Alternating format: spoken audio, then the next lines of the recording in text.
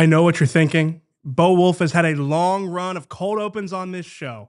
And I know we're a little behind. I know things might seem a little chaotic in Eagles land, but we are going to unpack all that. And I just want to say Bo Wolf's reign is over. Find out where he is today. Coming up next on the PHLY Eagles Show.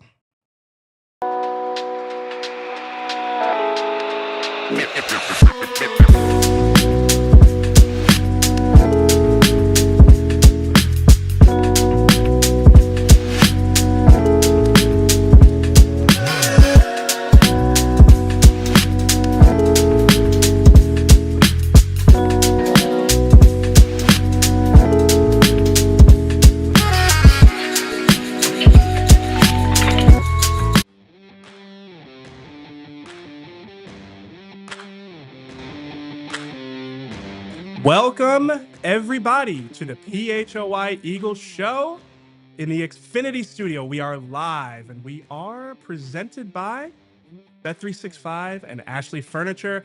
I am your host. That is right, in the host chair today, EJ Smith, and I am joined. I'm very excited to be joined by a former colleague, a current colleague. I mean, I would go so far as saying one of the most important mentors I have ever had in my career. Good Lord. Les Bowen. That's a lot. That's a weighty pronouncement there. Listen, I owe a lot to you. You have taught me a lot in my career. I want to give you your flowers early, and now you need better mentors than that. No. If you're ever going to get anywhere in this business, Jesus. How we doing, Les? I'm doing well, EJ. I'm all right. Doing better than Jalen Carter. Right? I was about to say, yeah. So we can kick it early here to the big deal. Which is Jalen Carter. Again, that's the big deal presented by Cherry Hill Mitsubishi. Jalen Carter, he is reportedly week to week with honestly two shoulder injuries. Injuries to both shoulders. He had to undergo a procedure, and he will be out not only for this upcoming Chargers game, but again expected to be a week to week injury. The reports from ESPN indicate that it's not something that will land him on injured reserve necessarily, but something that will hold him out for the next couple of weeks. So honestly, we should discuss first and foremost the fallout in the short term for the Eagles. Well, what you just said, though, I mean, I'm no medical expert, heaven knows, but are you aware of a lot of shoulder procedures that let you play defensive tackle in the NFL after a couple weeks? I most certainly am not. It reminds me of another former colleague of ours, Bob Ford, would always say the only minor surgery is a surgery that somebody else is getting. Yeah, that's exactly right.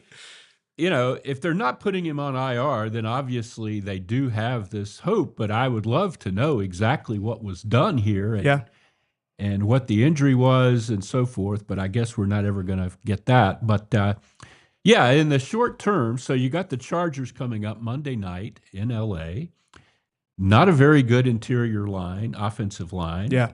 Certainly a game that you would think Jalen Carter would have had a big impact on. I don't know what this will do with the point spread or anything like that. I do think the Eagles have, a Jomo and guys. Jordan Davis is having a good year. Yeah. But that rotation has been shallow this year, and that's an important thing to note. When again, it's important to say that Jalen Carter has been dealing with at least one shoulder injury all season. It's something that he's been open about. It's been obvious when you watch him play, and I think it has been a contributing factor to his level of play dipping for a long stretch of the season. He played 85% of the snaps last season, or 85% of the snaps this season. He played 84% of the snaps last season. Obviously, they had that long postseason run with him really on the field for almost the entirety of that postseason run. I think you are starting to see some of the after effects of that, that wear and tear. You're seeing that in other parts of the team as well, the offensive line. Absolutely, certainly. Yeah. It's as far as this guy Young, he's terrible. Ty Robinson, maybe you give Ty Robinson a shot there. I was thinking right before we came on that, boy, Thomas Booker would look good right now if you had to trade for Ja'Cory Bennett, who can't get on the field in the defense anyway. He plays special teams, I guess. It's a tough, it's a potentially season-altering news that just came across our Absolutely. our desks here, and I think we're kind of not sure yet what it means. Yeah, a quick point on Ty Robinson. I asked Vic Fangio about him yesterday and asked if he might factor into the rotation a little bit more. He was presented as a ready-made player coming out of college, an older prospect that theoretically should have been able to get on the field in a without much without much acclimation time, and it really hasn't happened for him. So that's an interesting one to keep an eye on with Jalen Carter out now. And defensive tackle isn't like corner. I mean, you're in the middle of the line and you hit person in front of you and you don't let them run over you. Yeah, it's not the most complex position. Yeah. I don't know. It'll be. I'd love to know what Uncle Vic really thinks about all this.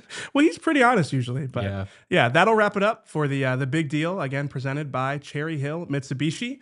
I do want to I want to talk about one more thing with Jalen Carter with you, Les, because we went into this season. Obviously, he will be extension eligible this offseason. And I think the conversation around Jalen Carter going into the season was whether or not he would command not top of the defensive tackle market, but really top of the defensive player, the non-quarterback market.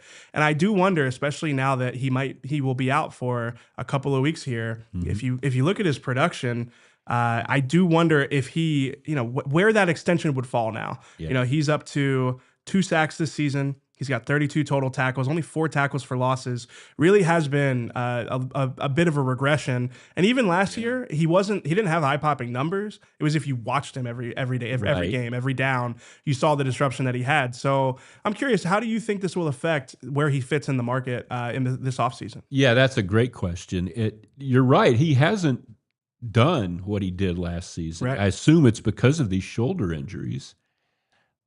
I don't want to see the Eagles move away from him in any way. Sure, yeah. Unless they have a plan to replace him with somebody who can be a dominant talent like he can be. But it's very hard to know what the dollars look like. And not just for the Eagles, for any other team out there.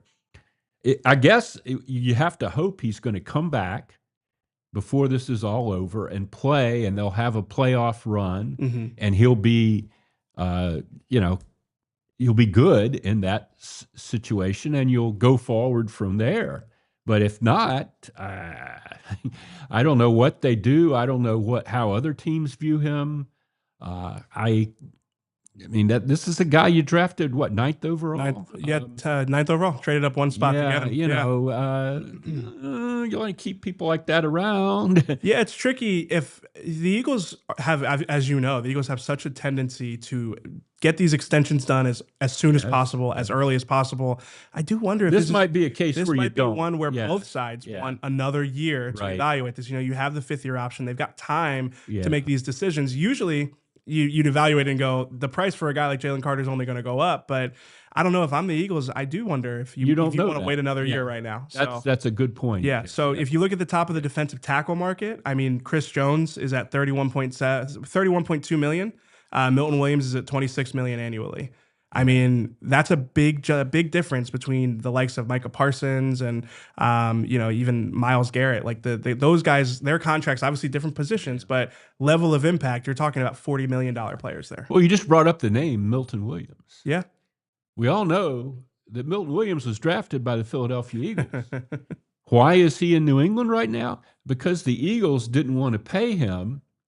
They were worried about this Jalen Carter deal down the road. Yeah. Sometimes maybe look at what's in front of you instead of worrying about what's down the road. They could have paid Milton Williams. Yeah, they could have.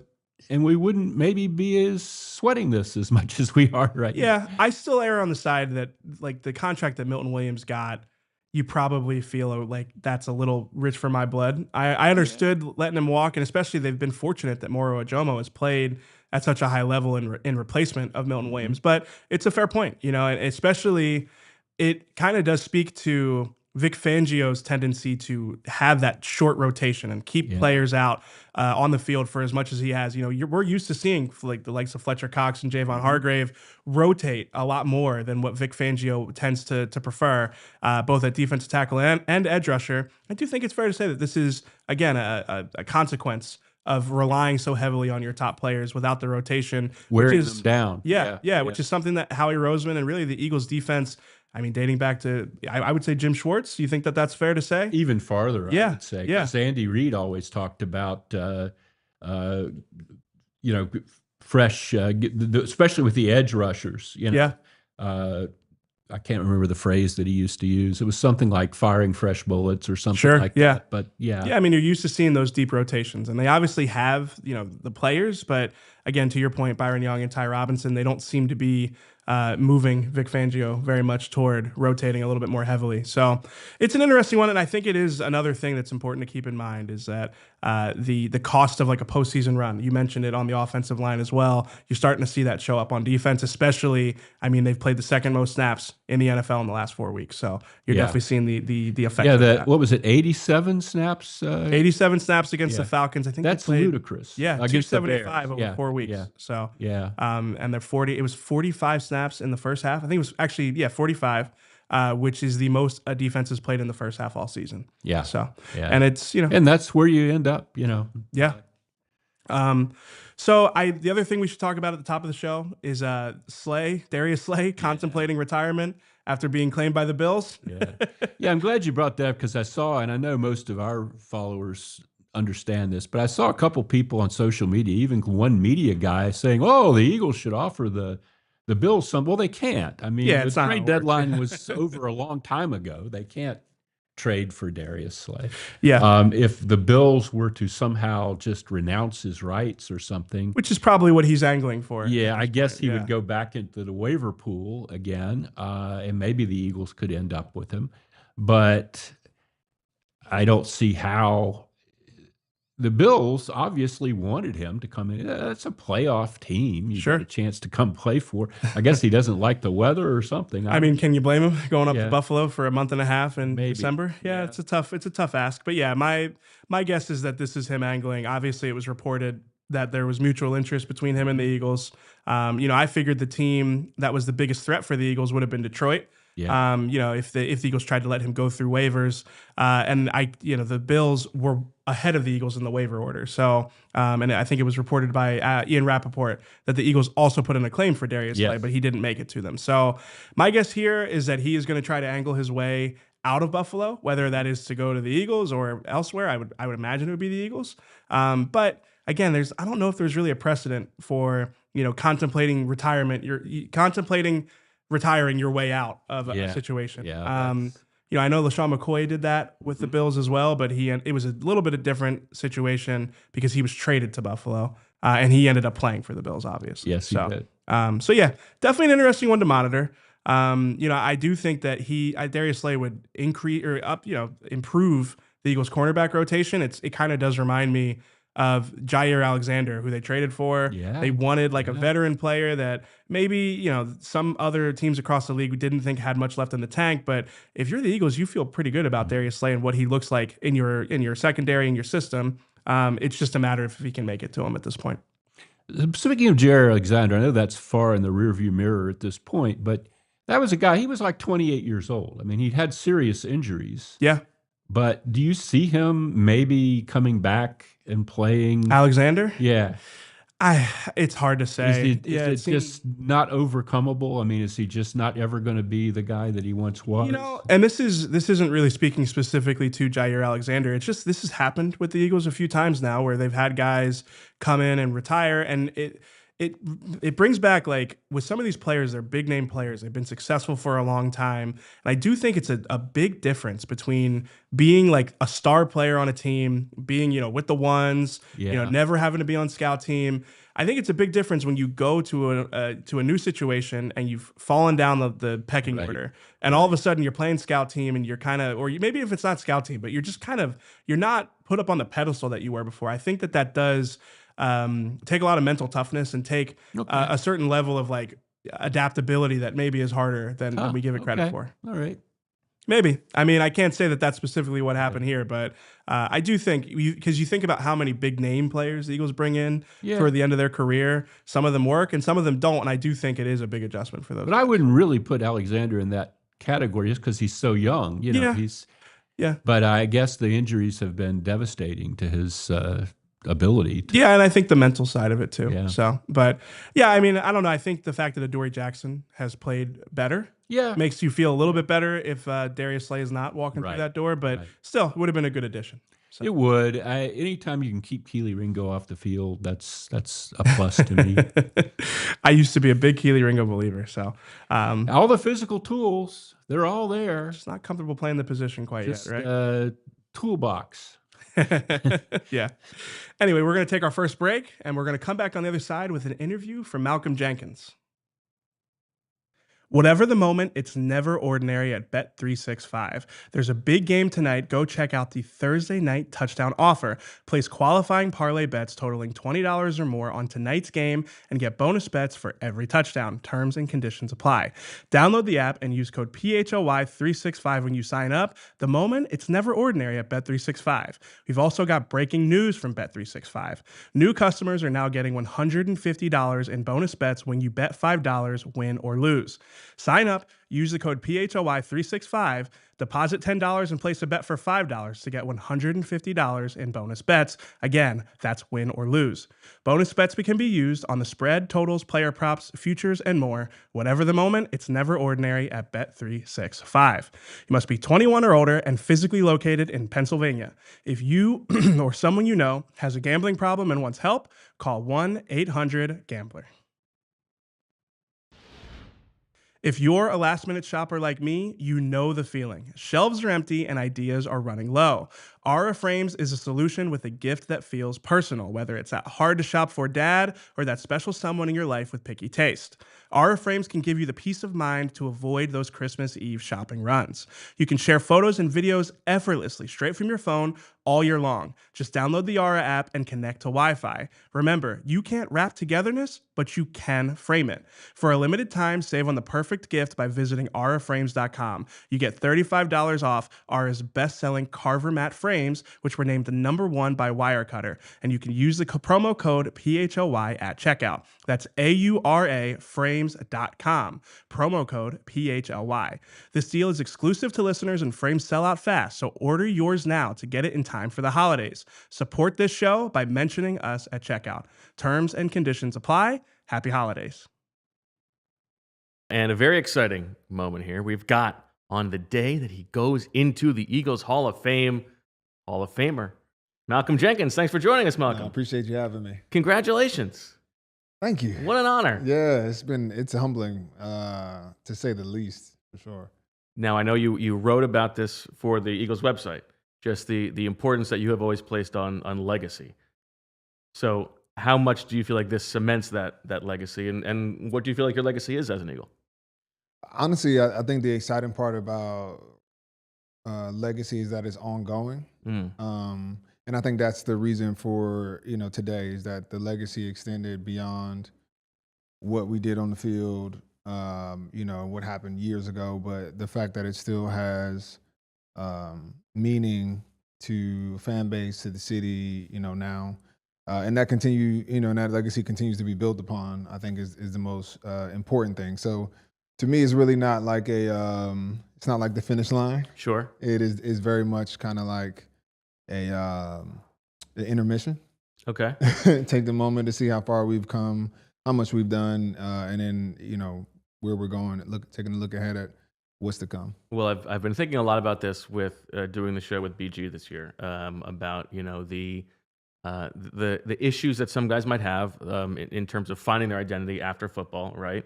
And he's going back and forth. Mm-hmm. How have you navigated that as you talk about this as an intermission, sort of finding out who you are post football? Oh, it's difficult. And even somebody like me who has so much going on, always, you still find that identity crisis. And what I've been forced to do, what I forced myself to do, was to stay away from the game a little bit. Mm-hmm.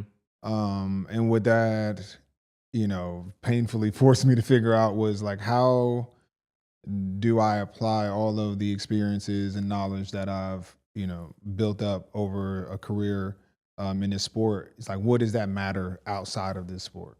And I've had to, come to terms with that. And at first there doesn't seem to me much correlation. But after a couple years of exploration, really diving deep, you see that it's connected to everything, and that all that I was able to, accomplish as an athlete was because of these core principles of myself, and it'll be the same things that make me a great father, a great member of the community, et cetera. Those things don't just stop on the football field. Yeah. And so it takes time, and it's scary for us to imagine being a rookie at another place and to do some of that soul searching, especially when it's so comfortable to be praised and to be looked at in that uniform. But the reality is it dies for all of us. And I think, some of us take a little longer to come to terms with that than others. Well, yeah, it's interesting from you, as you say, someone who, even when you were playing, had so much else going on, that you're still going through that, but you find that the attention to detail, the care, the like wanting to be a part of a team, all of that stuff, it does translate. Yeah. 100%, and you realize that the world wants those things. Like, amen. The world is searching for people who are dedicated, who understand what discipline is, who understand that things are bigger, who understand chasing things that are bigger than themselves, leadership, conflict, all of these things that we've been trained to do since we were 6-7 years old. Yeah, you find are at a premium, and we are experts at doing it, and so it takes a little reframing. That's exactly right. Yeah, it takes a little reframing, but I think even I had to stop using the word retired because it really doesn't accurately, say what the situation. It's the meme of like, this 35-year-old football player. What a miracle that he can still be on the field. Meanwhile, everybody else is like, oh, what a young man. Exactly. Yeah. And there's so much more to do too, and there's so much to explore, so much time that we've given to the game that I think. We almost are afraid to take that time back and turn it inward. But hopefully, my journey has been an example in multiple ways, not only how to do more than just play ball while you're kind of in it and still play at a high level, but how to transition out of it and continue to have a sense of identity, continue to build upon the things that you built while you weren't playing, and just, an example of a curious life. So in wanting to give yourself space from football, was the photography like the first like taste that you would give yourself to go back? No, honestly, it was really the writing was first. So even like jumping into post my career with the launch of my memoir, so I wrote a book. Tell the people so they can. Yeah, it's called What Winners Won't Tell You. It's my memoir. It goes through kind of like my upbringing all the way through my retirement and just really what I realized was most important to my story, the ups and downs, et cetera. It's really, really vulnerable story, so definitely check it out. But I think that really started my journey, and I left that end of that book ended like open-ended. There was no hard close. It was kind of like, I know I'm done with football, and let's see what I do next. Yeah. And so in the storytelling, I dove into my love for art and just kind of spent a lot of time with different people. And that perspective has really helped me dive into some of these other things that I enjoy, like photography, which I thought was like the perfect example of how to show up in the same space with a different perspective. Yeah.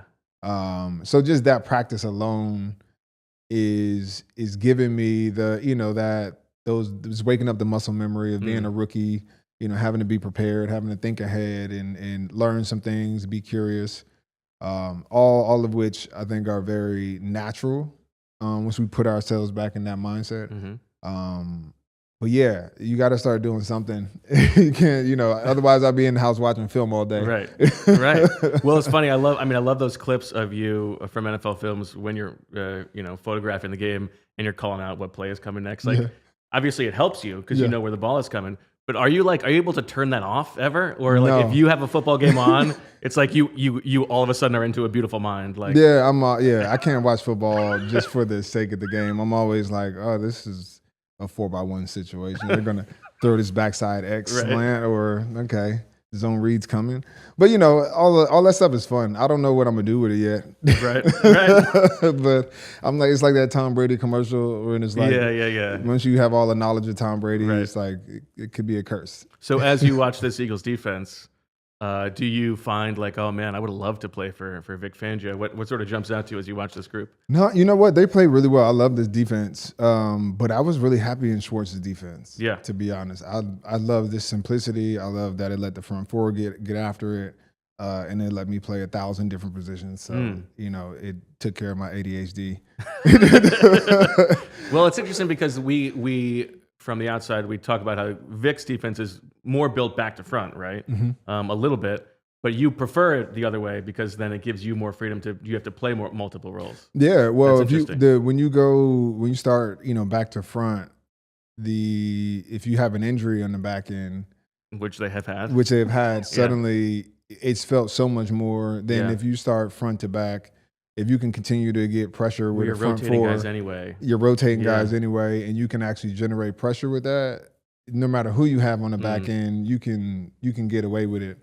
And which we dealt with many times while I was there. We had a decimated secondary where like I'm the only healthy guy, but because we got a front four that can get after it, we can simplify the coverage. So, but that's just my philosophy personally. But I think when you do go back end to the front, it's usually a little bit more cerebral of a defense that allows you to do a little bit more to trick quarterbacks, puts guys in the right position. Which I've been in that type of defense. Not the same style, but with Rob Ryan, it's very much a back end to front type of mindset, and we did all kind of stuff in the secondary, and I enjoyed that too. So 1,000 ways to skin a cat, but they're doing well. When you watch this defense, do you, in the same way of like you can't turn it off, do you recognize someone on the defense who's like, oh, they've got the same sickness, like they see it, they have an incredible football IQ as well?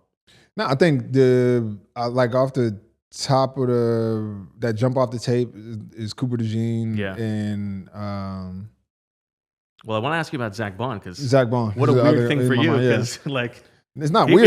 He wasn't a linebacker in the 2 years when you guys played together at New Orleans. Yeah, but when you're a young guy, you play. You play all of them. So he was behind. He just happened to be behind two really good linebackers in New Orleans. And I can tell he soaked up a lot of information on just how to study, how to prepare, how to read plays, where to put your eyes before the snap, and then how to, when you see it, trust it and go get it.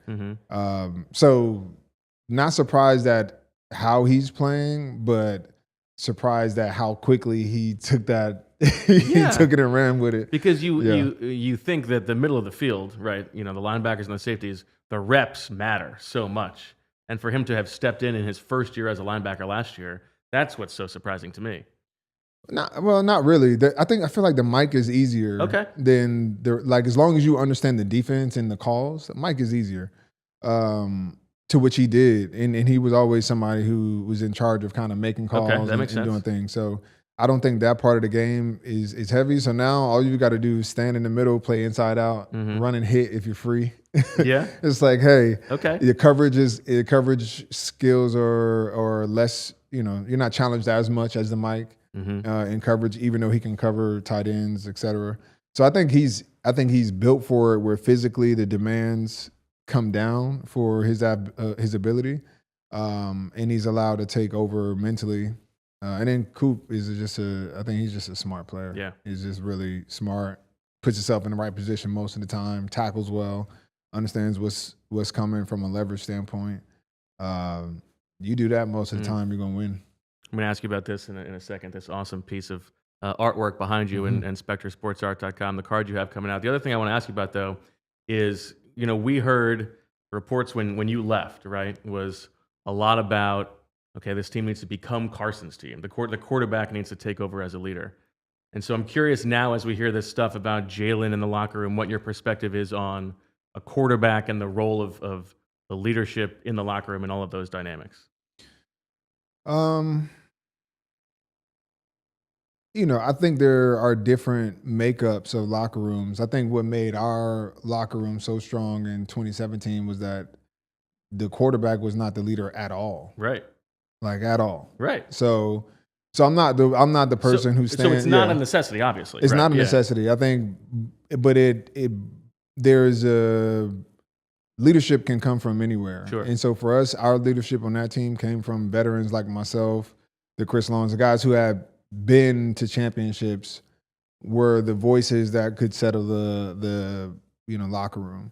I actually haven't been on any good teams in which the quarterback's voice was like the one that carried everything. Even when Drew Brees, is the leader, you had a Jonathan Vilma, you had Scott Fajitas, you had all of these other really strong voices that would have probably said something before it even got to Drew. If the quarterback is taking over, it's like we are in trouble.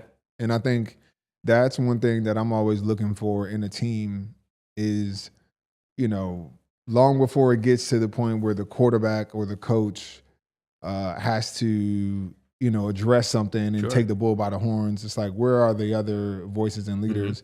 Probably a bigger indication of the depth of leadership on the team. Okay. Do you feel like because the quarterback has so many other things to be concerned about, or just, there's more to a football team than just a quarterback? I think there's more to a football team than just a quarterback. To be honest. And it's the willingness. It also shows the willingness for, like, how much ownership does everybody have? Sure. Like, everybody expects the quarterback to say something. He touches the ball every play. He's the guy that has to do the podium and all these things. Yeah. So we expect the quarterback. He actually almost has no choice but to face it. But you look to see, like, who are the other guys that jump into the fire, on behalf of the team. Because those are usually the voices that you'll see when shit hits the fan in a game, in a season, that will also feel compelled to, like it's their responsibility, like they have ownership. All right, tell me about this card. The Immortals collection here. We're speaking about legacy. I mean, first of all, it looks awesome. Yeah, it's awesome. Yeah, the artwork is phenomenal. Two great, moments. Obviously, the Super Bowl hit. But yeah, it's a partnership with Immortals. I don't do many cards, so we're doing this. This is our first collaboration on a collection card. And the attention to detail to make sure you see that this is a legal hit. It's a legal hit.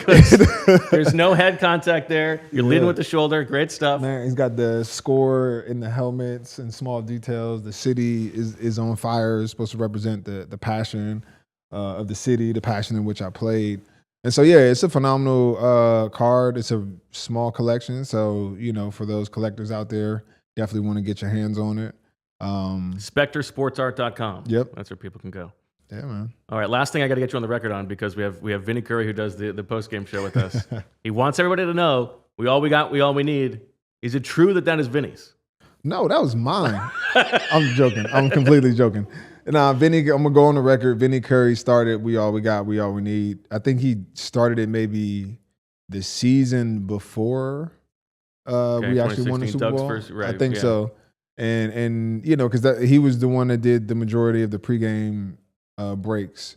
That was his. I'll go on the record. All right. Sure. I like that. Vinny Curry. And then, I will also ask you about BG, because, I was watching the clip of you on the Eagles website breaking down all of your high IQ moments, those awesome things. And on so many of them, it's like the ball comes out because BG is about to get to the quarterback. Is it funny to watch him still be out there? I mean, not funny, but impressive. It is. Every time I see him, it looks like his back hurts. I'm like, at this. Yeah, he looks like how I feel. Yeah, at this age, I'm like, it's more respect to you because, I think I ran into something the wrong way the other day and ruined my week. A sneeze can ruin your day. Yeah. So I'm like, hey, more power to you. 10 snaps a game, I don't got it. Yeah. All right. Well, awesome. Malcolm, congratulations again. Have fun today. Soak it all up. I appreciate it. And go to SpectreSportsArt.com to check out that Immortals card. Awesome stuff. Back with more here on the PHLY Eagles Show. Shop bestsellers at Ashley, where no matter your holiday traditions are, you're always at home. Whether you're making extra room with their extendable dining table so your family can make something delicious together, or creating a cozy space by rearranging their modular seating, Ashley's selections of adaptable furniture are here to help carry on your traditions and your holiday treasures. Year after year for years to come, shop holiday deals and make lifelong memories with Ashley's this December. Do you want Jalen Hurts returning punts? What about Devontae Smith playing nose tackle? No, it's not worth the risk, time, or money. You keep your stars focused on doing what they do best. The same goes for your business. You don't want your top people buried in operations, the tedious, time-consuming, redundant activities that wear the team down. To Go can help any business looking to reduce operating costs, become more efficient, or unlock more time for their best people. From customer service and accounting to order management, logistics, admin, data entry, and even more complex, multi-step operational processes, they take it off of your plate at a fraction of the cost. That's right. With programs starting as low as $1,000 a month, you're not going to break the bank. At To Go, you call the plays and they execute. Visit harnesstogo.com, scale smarter, work faster, and stay focused on winning. Shop bestsellers at Ashley, where no matter your holiday traditions are, you're always at home. Whether you're making extra room with their extendable dining table so your family can make something delicious together, or creating a cozy space by rearranging their modular seating, Ashley's selections of adaptable furniture are here to help carry on your traditions and your holiday treasures. Year after year for years to come, shop holiday deals and make lifelong memories with Ashley's this December. All right, we are back on the PHLY Eagle Show. It was nice catching up with you, Les. Yeah, really. Great interview from Bo with Malcolm Jenkins. Do you have any good Malcolm Jenkins stories? You know, I was just my main Malcolm Jenkins story, and it is before the 2016 election. We were talking to him, and I didn't realize at the time. I thought, and I'm not going to say anything that will get anybody in trouble here, but I thought an NFL locker room, 65 to 70% of the players are black. Mm-hmm. The white guys in a locker room with all these black guys understand certain things about why things are like they are. Mm-hmm. And that everybody would kind of be on the same page politically, or most people would be. You would think. And Malcolm was the first to tell me, like, no, all those white guys, they're going to vote for Trump. And and he was pretty much right. Yeah. Pretty much right. Even guys that you would know, wouldn't really be for tax reasons and for all kinds of, it was quite a revelation to me. There's always an interesting dynamic with Malcolm in that locker room. I mean, it's great to cover. I only covered him for a guy. year. Yeah. Really smart guy. Absolutely. Yeah. And a great player. A guy who could really, he started out as a corner. Yeah. And he was a very high draft pick, very high first-round draft pick. Wasn't a great corner, but was so smart that I think he became a great safety. Yeah, and then he played some in the slot as well. Yeah, just a versatile. And you don't see that a whole lot. Usually if you're drafted to do one thing and you don't turn out to be really great at that, that's kind of... Don't necessarily reinvent yourself the way you did. Yeah, that's a great point. So first off, I wanted to give the chat a prompt.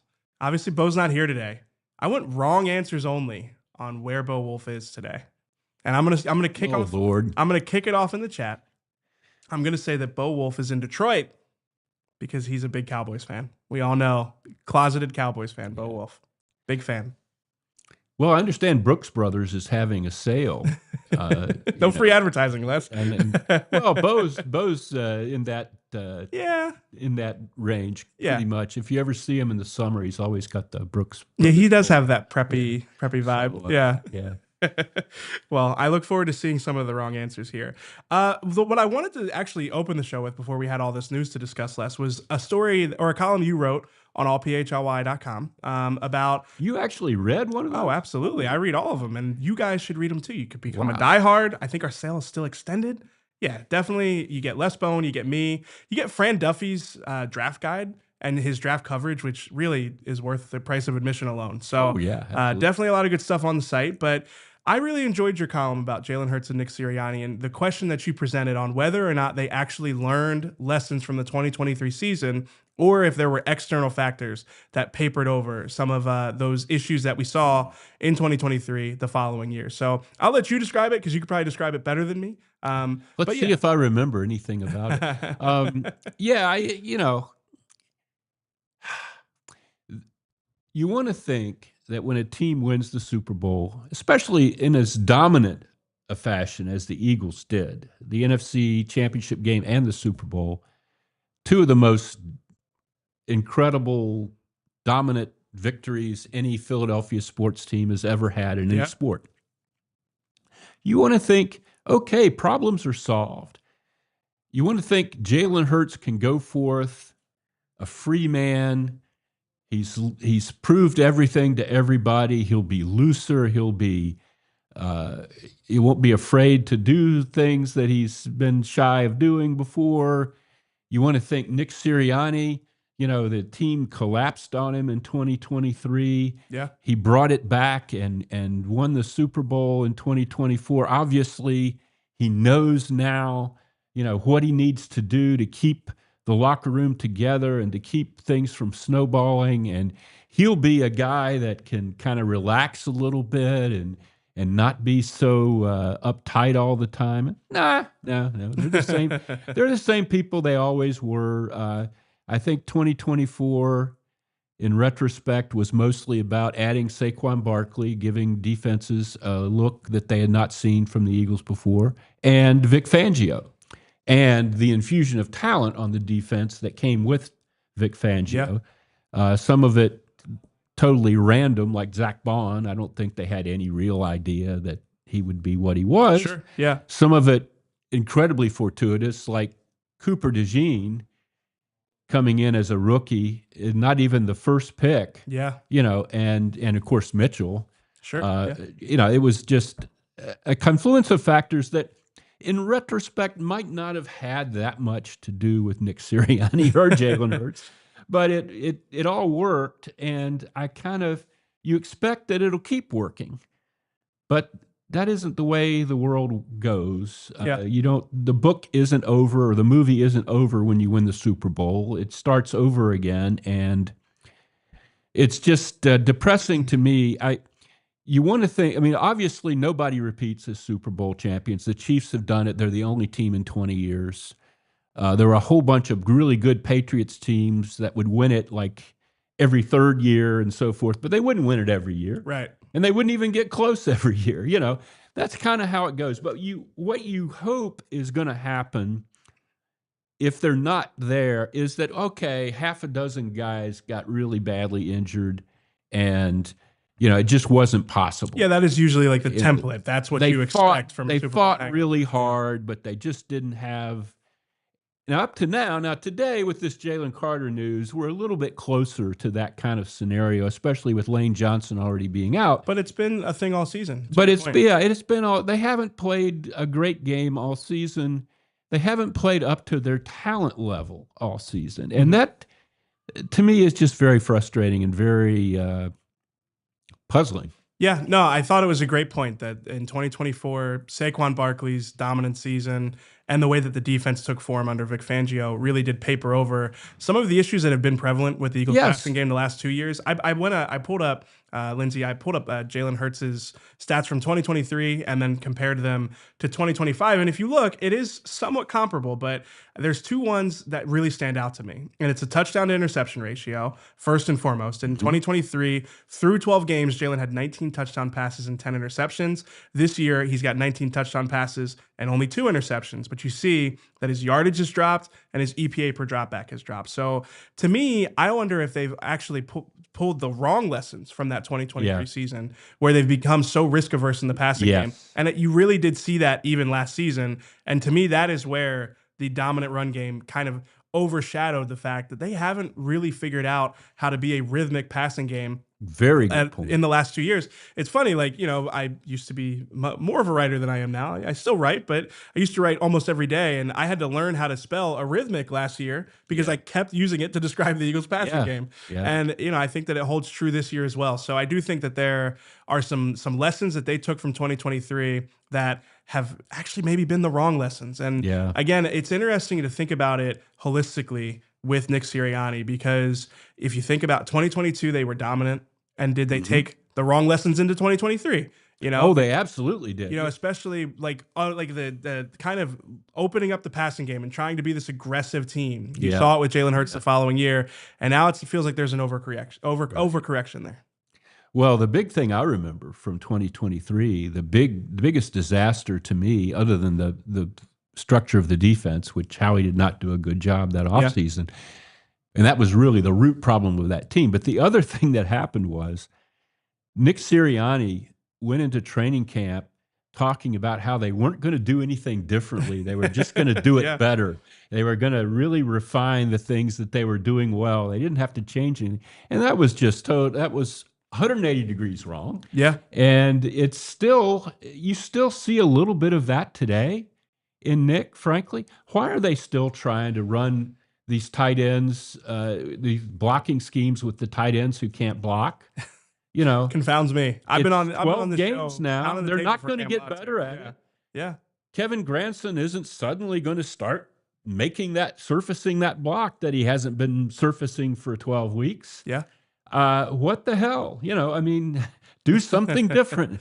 Yeah, you're preaching to the choir there. And, the other thing I wanted to talk about as we discuss Jalen Hurts and Nick Sirianni here is the lack of Jalen Hurts' inclusion in the run game. Yeah. And, I found it notable. Lindsay, we have a graphic from Kevin Patullo here. Kevin Patullo kind of hinted at the fact that this is going to be more of a thing going forward, that maybe they've been saving it for the end of the season. He said, as we go forward, he's going to continue to be a part of the offense and some of these designed runs, and we have to just pick and choose when they're available and when they present themselves. Sometimes they do it in moments, and he's done it in the last couple of weeks, and we've got to continue to lean into that. So to me, that reads as if whether this was pushed by Jalen, pushed by the organization in general, they've been saving this for the end of the season. And I do wonder if that's had a real, I don't wonder. It has had a negative effect on the Eagles' run game. Yeah.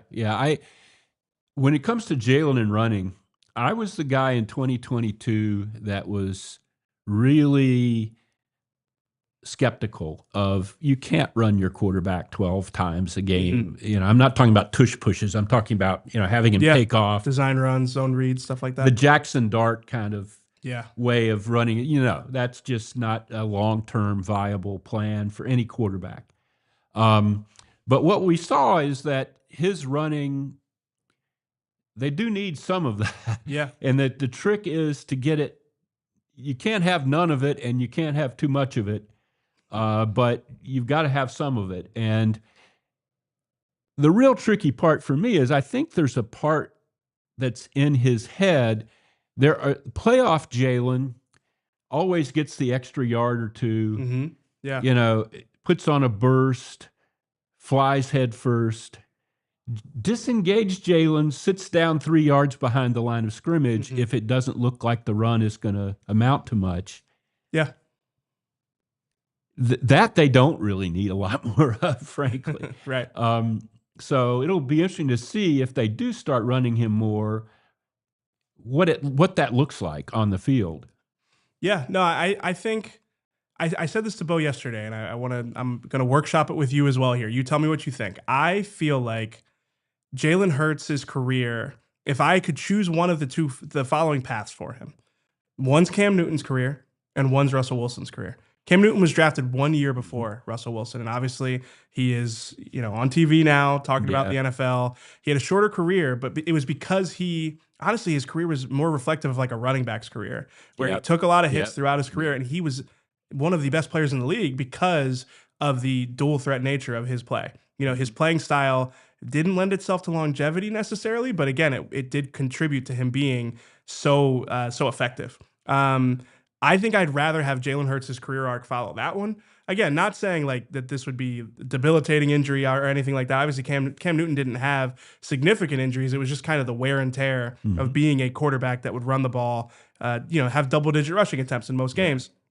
I think I'd rather Jalen Hurts have that career and stay one of the best quarterbacks in the NFL through that lens than try to lean into like a Russell Wilson, paring it down as you age and trying to run less. You know what I mean? I think what makes him special is the fact that he is, as he would put it, a triple threat quarterback. But Russell Wilson had a much longer prime than Cam Newton. I mean, yeah. Russell should have won 2 Super Bowls and probably could have gotten to another one. Cam really just had a couple real dominant years, I think. Yeah, I'd say that Cam was probably more dominant in the years that he was at the peak of his powers, right? Okay, yeah. So to me, I think that that's what makes Jalen special. I've always said this. This has been a conversation the last few summers about, is this the year that they try to lower his usage in the run game? I've always thought he kind of needs that to be the quarterback that we've seen him be. Yeah, he probably does, but I wouldn't sell him short. There are things he doesn't like to do as a passer, but I think he has a better grasp than Cam Newton ever did of offensive concepts. And, I agree with that. Yeah. Somewhere in between Cam Newton and Russell Wilson. Yeah. Yeah. But I think Russell Wilson's career, I mean, Russell tried to stay too long at the fair. Russell Wilson's career up until 2 years ago was pretty perfect, really. Yeah. I mean, the Seattle team disintegrated around him. Sure. But he was still good for much of that. And maybe my thoughts on Russell Wilson are colored by the fact that for much of his career, he killed the Eagles. Yeah. They could not design. I remember that. And it was like insult to injury, right? Because they wanted to draft him, and he made him pay every time. Yeah, they absolutely, the year they drafted Nick Foles, their idea was to draft Russell Wilson, and Seattle jumped up and did it before, and they didn't think. Howie's always really, one of the things Howie does best is figure out exactly where someone is going to fall in the draft, not really necessarily where they should fall, but where they're going to fall. Mm-hmm. And they tried to get a little too cute with that. But Nick, Foles turned out all right. So yeah, I would say so. Yeah. All right, we got to take our final break. And on the other side, I'm going to ask Les a question about Jeffrey Lurie. Okay. You know that moment, the one when you realize you left your favorite sunglasses at the beach or on the roof of your car or at a gas station 3 states away. We've all been there. I know I've been there too. But then I found Shady Rays and it changed the game. These sunglasses are made for real life, seriously good looking, polarized, durable, and not stupidly expensive prices. And here's the wild part. If you lose or break them, even on day one, Shady Rays will send you a brand new pair. No guilt trip, just replacements. So now I actually wear my sunglasses without fear. I can take them on hikes, I can take them to concerts, I can take them on the boat, I can leave them in the car, I can really do whatever. I can take them on vacation, and Shady Rays gives you the eyewear that has your back in those scenarios. We've teamed up with Shady Rays to bring you an exclusive offer. Head to shadyrays.com and use code PHLY for 35% off polarized sunglasses. Try for yourself. The shades rated 5 stars by over 300,000 people.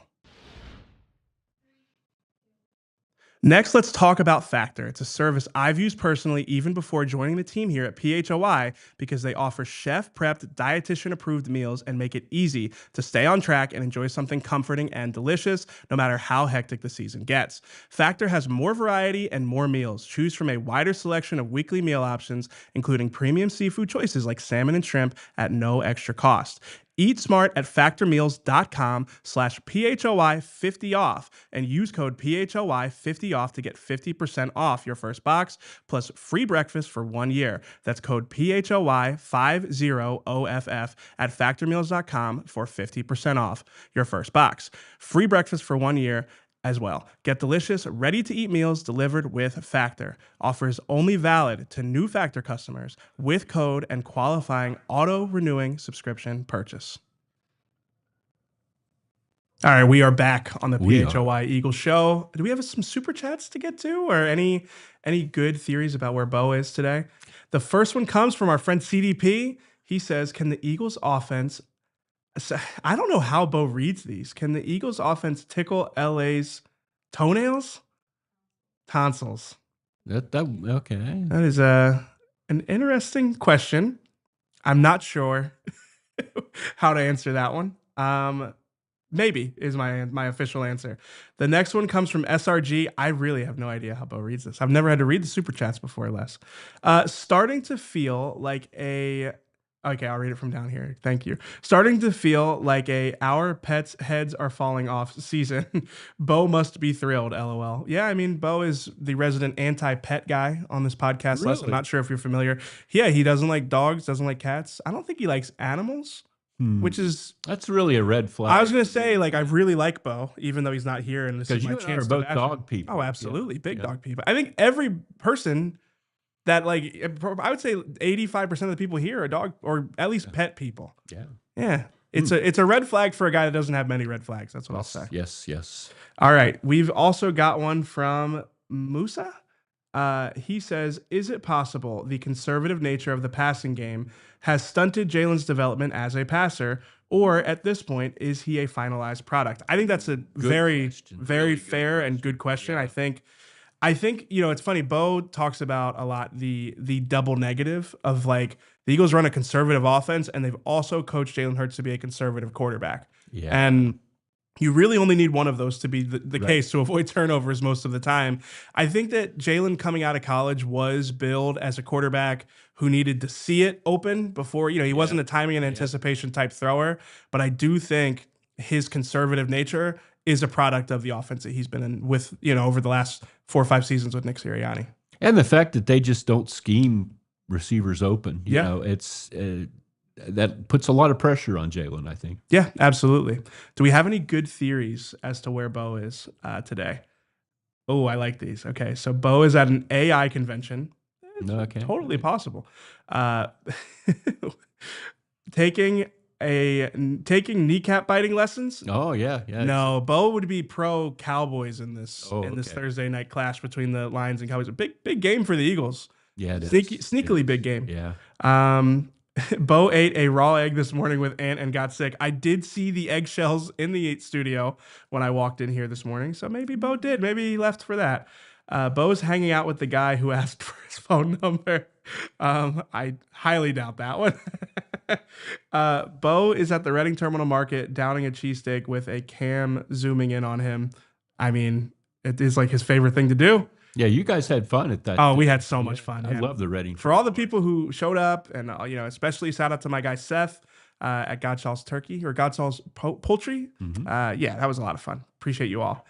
Bo's nipple piercing got infected, so he's getting it drained today. Okay, there we go. What a visual that is right there. I'm sticking with mine. I think he's got his Cowboys hat on. He's headed to Detroit. He's rooting for a Cowboys victory because we all know Bo's a secret Cowboys fan. Yes. We got one more, a David Baker impersonation convention. Is he leading the convention? I mean, it would be.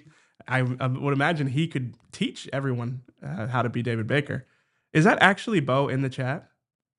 I have plenty of red flags. This just ain't one. I think it's his only red flag. All right, Les. This is another question I think you are particularly qualified to answer. Okay. You have covered a lot of off seasons led by Jeffrey Lurie in his time as the Eagles owner, and I'm curious. Let's say that things stay on this trajectory. Let's make not total 2023 implosion, but let's say that this early playoff exit. Yeah, let's say that this team fizzles out.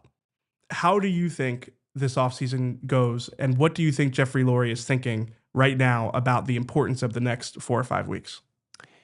Yeah, it's a tough question. I do think probably publicly you'll hear a lot of, well, unfortunately, injuries caught up with us and guys were just so worn out from the 21-game season that we won the Super Bowl and we'll be back recharged. And that's probably true to some extent, but I think he'll look a lot deeper than that. I don't think he's going to accept, this is just what happens when you win the Super Bowl, even if it's true. I think he's going to look for deeper things and try to, the offense.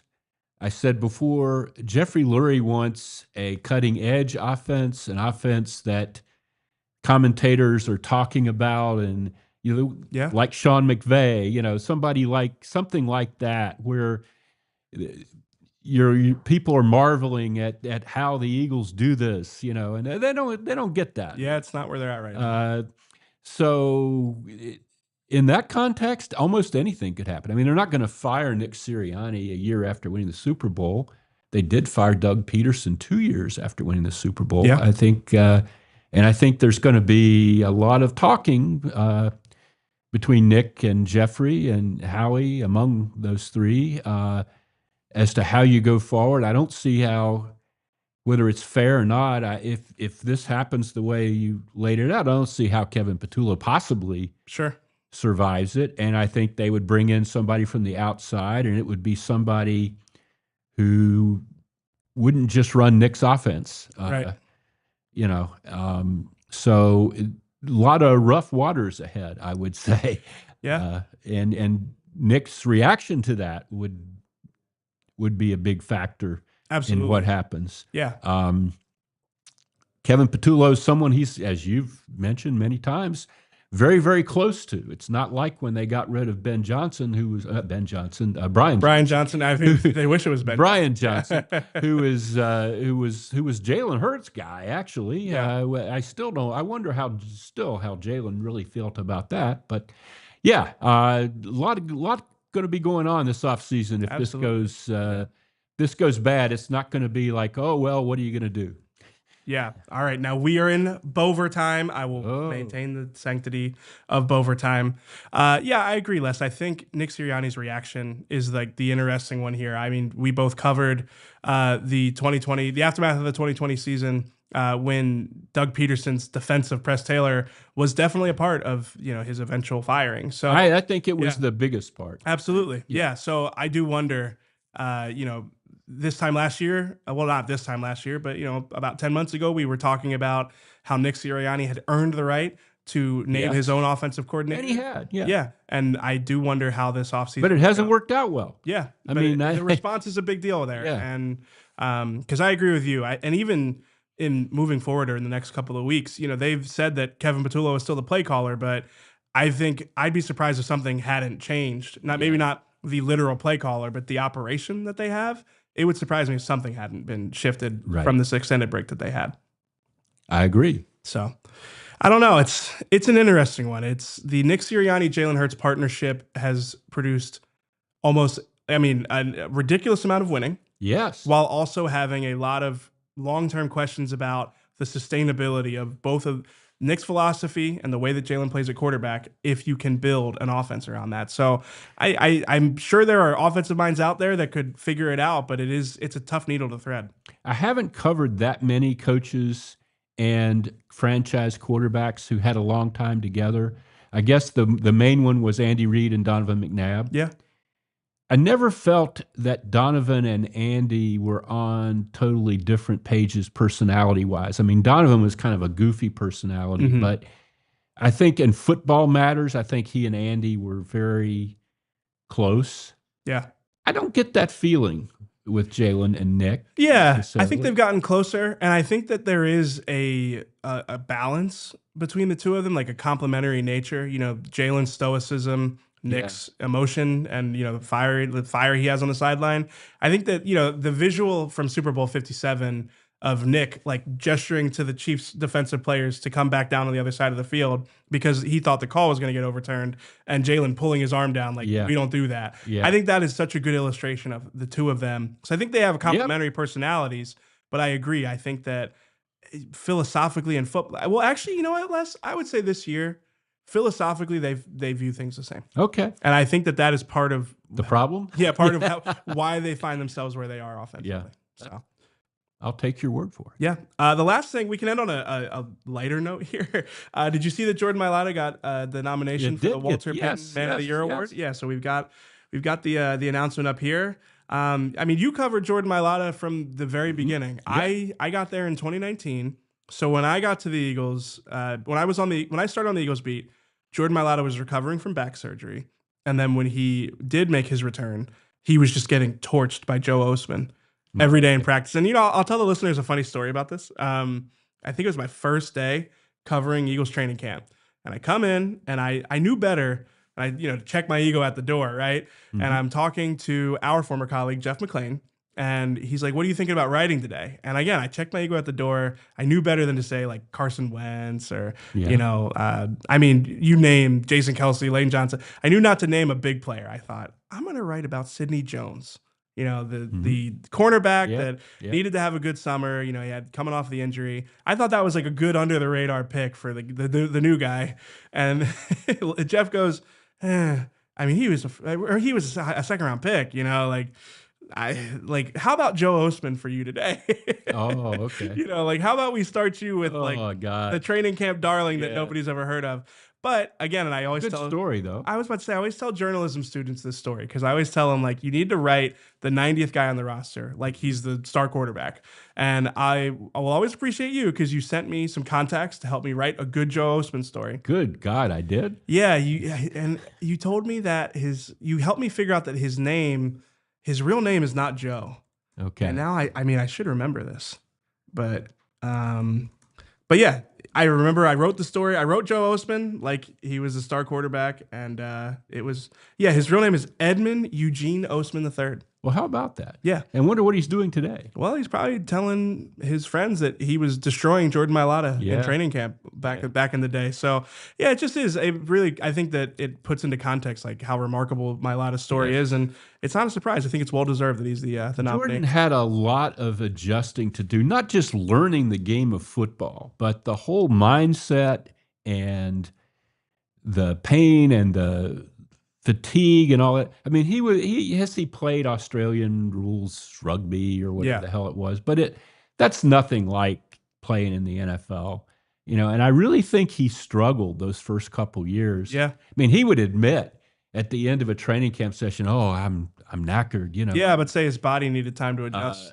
But I think just if you grow up playing football, you accept certain things as normal.